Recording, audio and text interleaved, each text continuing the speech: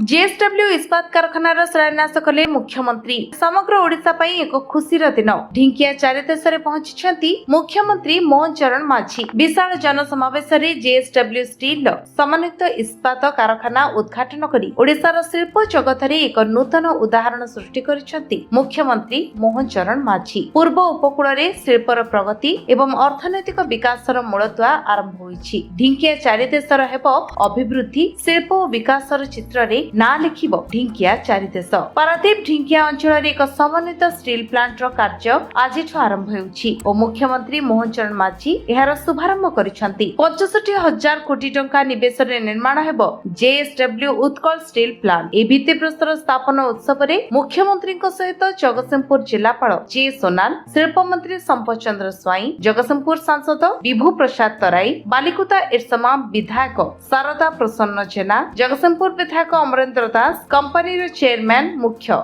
सज्जन Jinder, Odisha JSW president Anil Singh सहित हेमंत शर्मा जोगदेवा सहित ई प्रकल्प आगामी दिन में ढिंकिया चारि देश समेत ओडिशा विकास रे प्रमुख अंश पालटिबो बोली उपस्थित नेतृवृंद विशाल जनसमावेश को संबोधित करिसेंती। ओडिशार शिल्प विकास क्षेत्र में आज निश्चित भाव में एक नुआ इतिहास सृष्टि होगापी जाऊँगी एवं से जेएसडब्ल्यू कंपनी तांको पक्षरु जो एक इंटीग्रेटेड स्टील प्लांट जो करने जाऊँगी आई ऐतिहासिक मुहूर्त आजिर दिन रे जो आज ग्राउंड ब्रेकिंग अर्थात शिलान्यास जो आज करागला से जो 1 लाख कोटी टंकार ऊर्ध्व टंकार ये इंटीग्रेटेड स्टील प्लांट जो होगापी जाऊँगी ये निश्चित भाव में ओडिशा रे तथा ए अंचल रे पारादीप एरसमा अंचल बहु दिन अनेक शिल्पायन को चाहूवा जो लोक मैंने देखापी चाहूले जहाँकि आम सरकार आसिला परे आज ताकू सफल रूपायन करिबारे सुनिश्चित करिपारिछंती एवं आज तार शिलान्यास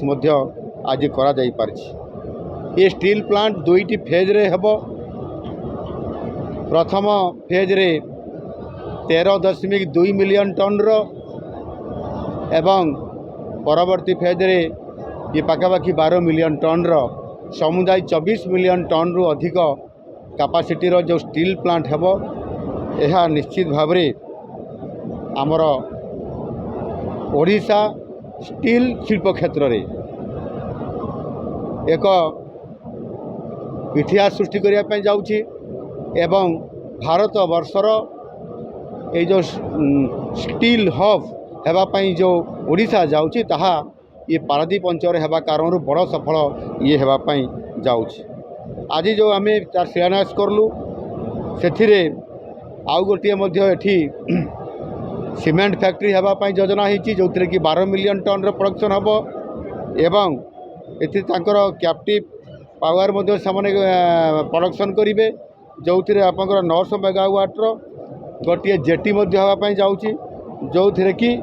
समस्त जो प्रोडक्शन बा फिनिश प्रोडक्ट को जिते बड़े या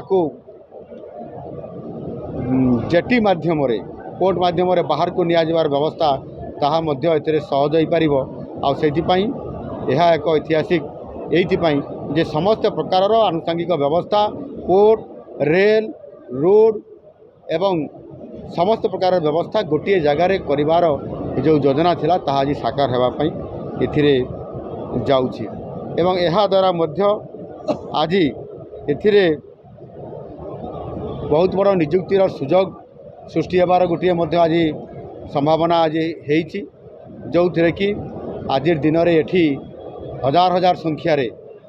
अर्थात पाखापाखि जिते बड़े प्लांट संपूर्ण समाप्त हम 32,000 रु अधिक युवक युवती टेक्निकल नॉन टेक्निकल समस्त प्रकार ये सुविधा एवं ये जॉब एम्प्लॉई तांको ये हम एवं डाउनस्ट्रीम इंडस्ट्री आंसिलरी इंडस्ट्री यह सहित ये अंचल को जेभली भाव में आसी पहुँचब ताहा निश्चित भाव में अंचल अधिक समृद्ध हम। एथिरे मु गोटे कथा कहवाई चाहे जे ए अंचल को अतीत जो सरकार थिले 2005 रु पोस्को पोस्को को आणिक एटी प्लांट देखा स्वप्न देखते एवं 2012 मसीहा परे ये पोस्को प्लांट हेबा बदल में ताकू एठू विदा कर एवं 2017 पर पुणी आउ थे JSW एटी आसला एवं प्रोसेस बहुत स्लो रे थिला जो कि यार शिलान्यास ठीक भाव में प्रमुख जो स्टील प्लांट हो पारि नथिला एवं संभवतः ये 2028 किंबा 2028 पर शिलान्यास हेबार ये स्लो प्रोसेस रे चालू थिला किंतु आम सरकार 2024 रे आसिला परे आमे शिल्पायन को गुरुत्व देबा एवं प्रत्येक क्षेत्र में सेमानकु सहयोग करिबा सेमानकर आनुषंगिक टेक्निकल हो नॉन टेक्निकल हो जो प्रकार तांको सर्टिफिकेट देबारे सहयोग करिबारे जो आवश्यकता थिला ताकू आम सरकार आम संपृक्त विभाग अधिकारी माने या सहयोग करिया फलरे 2028-29 रे जहाँ शिलान्यास करिबार अवकाश थिला आमे आज 2026 रे शिलान्यास करलु एवं 2029 बेलू ये प्रोडक्शन स्टेज रे आसी जाइतिबो एवं तार शुभ उद्घाटन मध्य करिबो आमर ये सरकार समय रे यार एभली एक ठीक समय रे बहु समय पूर्वर 2 वर्ष पूर्वर शिलान्यास करवा ये गोटे आम सरकार बड़ ऐतिहासिक निष्पत्ति आम सरकार जहाँ कहती ताहा करिकी देखांती आउ से आधार रे आज आम सरकार करुछंती मु आशा करी निश्चित भाव में ए अंचल रे शिल्प समृद्ध हम से पोर्ट बेस हो किंबा ए अंचल को अधिक प्राधान्य देवा हो एठी केंद्र सरकार को परामर्श आम देइथिलु अनुरोध करिथिलु आमे एवं एक प्रोजेक्ट देइथिलु जे ए अंचल को एक अर्थनैतिक कॉरिडोर हिसाब रे करा जाऊ शिल्पांचल कॉरिडोर हिसाब रे करा जाऊ आ सेति पई BCPPER अर्थात भुवनेश्वर कटक पुरी एवं पारादीप इकोनॉमिक कॉरिडोर हिसाब रे या को ग्रहण करिबा पई सौभाग्यर कथा केंद्र सरकार ग्रहण करिसंती ये प्रोजेक्ट को अप्रूव करिसंती एवं ए अंचल एक शिल्पर कॉरिडोर हिसाब रे अर्थनैतिक कॉरिडोर हिसाब रे ग्रहण करला परे 5000 कोटी टंका मध्य यार भित्तिभूमि पाई मध्य अर्थर अनुमोदन करिसंती एणु आगामी दिन में निश्चित भाव में अंचल आम ओडिशार अर्थनैतिक अभिवृद्धि को सशक्त करबा पई नुआ ओडिशा को प्रतिष्ठा करके आगु को बढ़ाइबा पई एवं समृद्ध ओडिशा तथा विकसित ओडिशा एवं विकसित भारत गठन करिबारे मोदीजी सपन को साकार करने ये अंचल गोटे प्रमुख भूमिका रहिबो अर्थनैतिक दृष्टिकोण शिल्पांचल दृष्टिकोण एवं सबु दृष्टिकोण आगामी दिन में ये अंचल शिक्षा पाई टेक्निकल शिक्षा पाई मेडिकल स्वास्थ्य पाई एवं आपंकर आवश्यकता जो सेवा पाई मध्य आम सरकार प्रस्तुत अछंती एठिकार अंचल लोक मान साहाय्य सहयोग करने से आम सरकार जगतसिंहपुर जिला को गुरुत्व देइछंती एठी यूनिवर्सिटी पाई आमे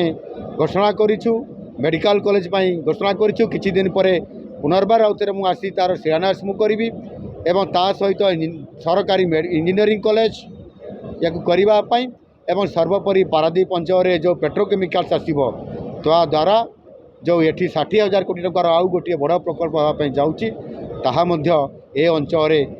खूब शीघ्र ये कम गुड़िक सब आरंभ होगापी जाऊँगी आ सहित महानदी मुहान रे आपंकर जो शिप बिल्डिंग और रिपेयरिंग होगापी जाऊँगी से केंद्र सरकार 25,000 कोटी टंकार अनुमोदन करथिबा कारणरू शिल्प दृष्टिकोण अर्थनैतिक कॉरिडोर हिसाब रे जो गुरुत्वपूर्ण भूमिका ये ग्रहण करुच्ची ये जगतसिंहपुर जिला ये पारादीप एरसेमा अंचल निश्चित भाव में केवल ओडिशार नुह भारत वर्ष एक अर्थनैतिक कॉरिडोर हिसाब रे स्वतंत्रता नवा सहित ओडिशा को समृद्धि क्षेत्र में एक भारत वर्ष रे ओडिशा को श्रेष्ठ राज्य में पहुँच कर समृद्ध राज्य में पहुँच कर निसंदेह एवं आम सरकार ताकू सुनिश्चित करेंगे। धन्यवाद। स्टील प्लांट आज इनागुरेसन नाला 2024 मसीहा फेब्रुआरी 16 तारिख दिन पूर्वतन मुख्यमंत्री नवीन पट्टनायक एरसमा तहसिल अधीन ढिंकिया ग्राम एक समन्वित इस्पात प्रकल्प एवं एक बृहत जेटीर जो शुभ देते से शुभर जो उन्नयनमूलक कार्यक्रम चली आज से कार्यक्रम एक अंश ब्लास्ट फर्नेस एवं किसी अंश आज मुख्यमंत्री शुभ देले तेणु कार्यक्रम 2024 मसीह एग्रीमेंट सरी 2024 मसीह माननीय पूर्वतन मुख्यमंत्री नवीन पट्टनायक शुभ देइछन्ति। वर्तमान मुख्यमंत्री उक्त कार्य को त्वरान्वित करने आज परिदर्शन करथिले ता इति अवसर रे किछि किछि से शुभ देइछन्ति। रिपोर्ट विश्व विजय न्यूज ओडिशा।